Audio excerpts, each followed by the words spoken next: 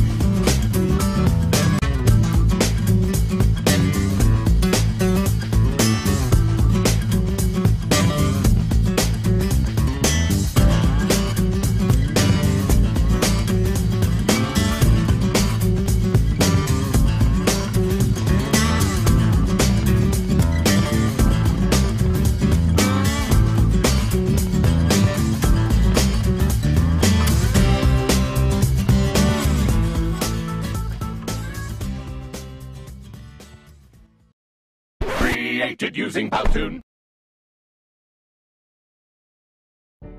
Baik, kalian sudah menyimak video yang baru saja ditampilkan.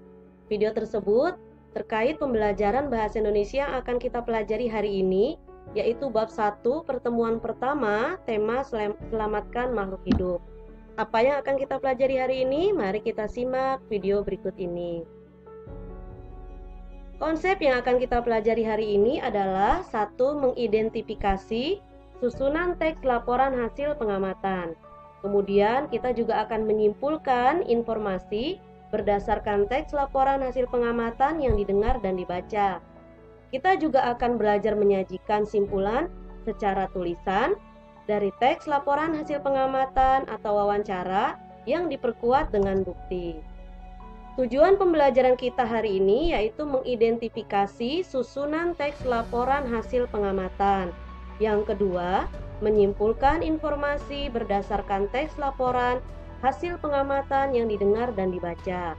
Yang ketiga, menyajikan simpulan secara tulisan dari teks laporan hasil pengamatan atau wawancara yang diperkuat oleh bukti. Lalu apa kegiatan kita, pembelajaran kita hari ini? Kita hari ini akan belajar bagaimana menemukan informasi dan ide pokok dari teks laporan dan mengisi peta pikiran yang disediakan. Kemudian juga kalian akan mengembangkan informasi dari ide pokok dalam bentuk tulisan. Nanti kalian juga akan belajar membuat kesimpulan dari teks yang dibaca. Kemudian akan belajar juga bagaimana menyajikan kesimpulan secara tulisan dari teks laporan hasil pengamatan dan wawancara yang diperkuat oleh bukti. Baik, mari kita pelajari satu-satu ya. Apa definisi laporan pengamatan atau observasi itu? Definisi laporan atau pengamatan observasi adalah laporan atau tulisan yang dibuat sebagai hasil dari pengamatan atau observasi terhadap objek pengamatan tertentu, seperti sebuah tempat, benda, atau suatu proses pekerjaan. Jenis laporan pengamatan. Jenis laporan pengamatan dibagi menjadi dua, yaitu berdasarkan tempat dan berdasarkan objek. Kalau berdasarkan tempat, bisa di lingkungan rumah, bisa di lingkungan sekolah. Kalau berdasarkan objek, bisa benda di sekitar kita maupun proses kerja.